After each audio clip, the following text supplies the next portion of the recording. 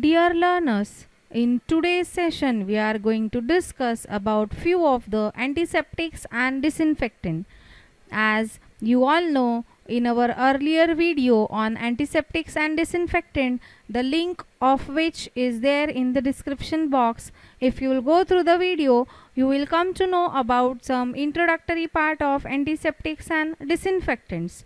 So from that video, we will continue that the chloroxylenol is one of the agent which acts as antiseptic and disinfectant. So in this today's topic, we are going to cover the structural features of chloroxylenol, including its SAR.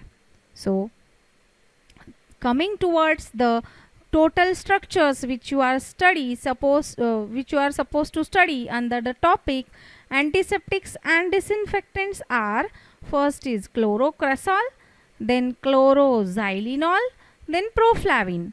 Chlorocresol is also known as PCMC, that is para-chlorometacresol.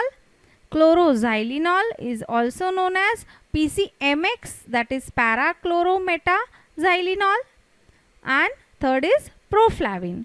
So chlorocresol and chloroxylenol, as you can see, these are structurally similar.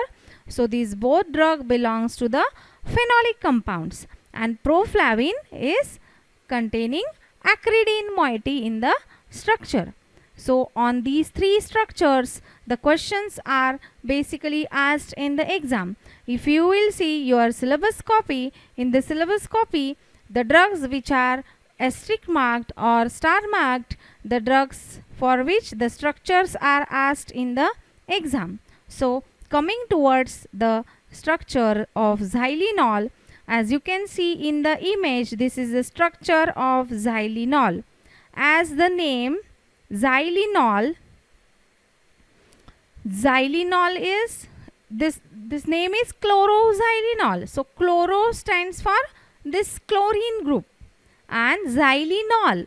So as you all know, xylene, so this particular part, first this benzene ring and this hydroxy, if you will leave the substituent methyl, methyl and chloro. So this is nothing but phenol ring. This is one of the feature of chloroxylenol. Now coming towards the xylenol structure, so all stands for hydroxy and this is xylene. So the benzene ring which contains two substituents, as you can see here in previous, this is benzene ring with 2 methyl is xylene.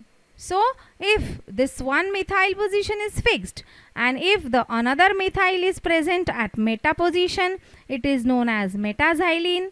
If it is present at para position, it is known as paraxylene. So this xylene, and when hydroxy is attached on the xylene, it is xylenol.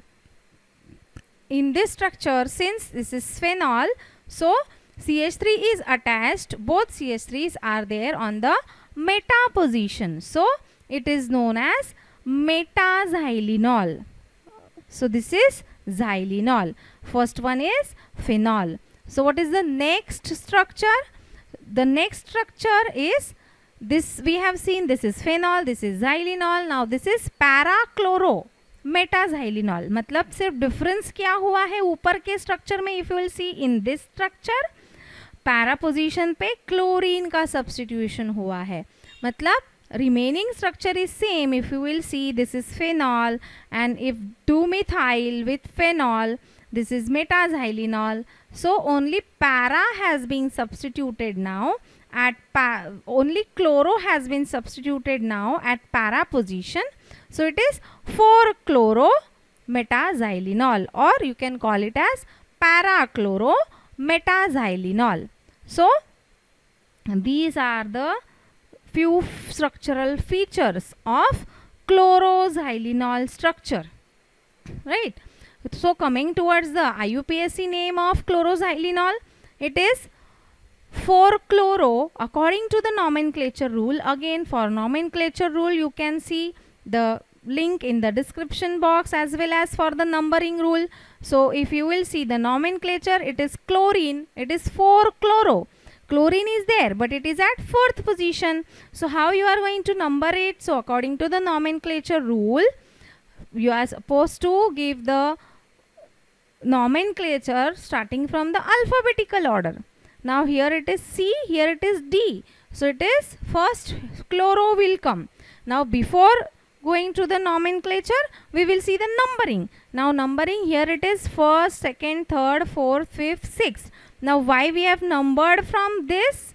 Because all the possible substituents will get the minimum possible number, plus second rule will also get satisfied, that the numbering is in anti-clockwise direction.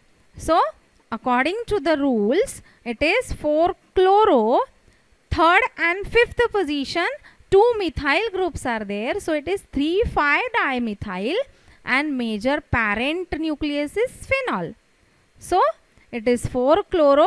When you will substitute chlorine at 4th position, 2 methyl groups at 3rd and 5th position of phenol, you will get chloroxylenol, which is also known as PCMX, that is para-chlorometaxylenol. Now this methyl and this chlorine, why they have substituted these groups? So this CH3, this methyl group as well as the chlorine, both are responsible for increasing the phenol coefficient. Now what is phenol coefficient? Phenol coefficient is the value which determines the efficiency of a particular germicide, which is measured in terms of phenol coefficient. So phenol coefficient is the parameter which is generally used to measure the efficiency of germicides. Since here it is chloroxylenol, so what is done in phenol coefficient measurement? The disinfectants, various disinfectants. Now since this is the derivative of phenol, the disinfectants, all the disinfectants are generally tested and they are compared with a standard disinfectant, that is nothing but phenol. So this disinfectant is tested and compared with the phenol, as you people do in case of limit test, you used to compare, right? But here we are comparing the disinfectant with phenol, and if that phenol coefficient value is more than 1, then that particular compound is more effective, and if the phenol coefficient value is less than 1, then it is less effective compared to the phenol. So CH3 and chlorine are responsible for increasing the phenol coefficient. Now why this hydroxy is at most important for the activity? This hydroxy, when it will bind to the cell membrane, proteins present on the cell membrane, they will enter inside the cell membrane by disrupting it, and then further moving on, they will coagulate the proteins and nucleic acids which are present inside the cell, and by coagulating them, they will inactivate them, and they are responsible for causing the cell death. So with this, we finish with the chloroxylenol structural features and SAR. Thank you.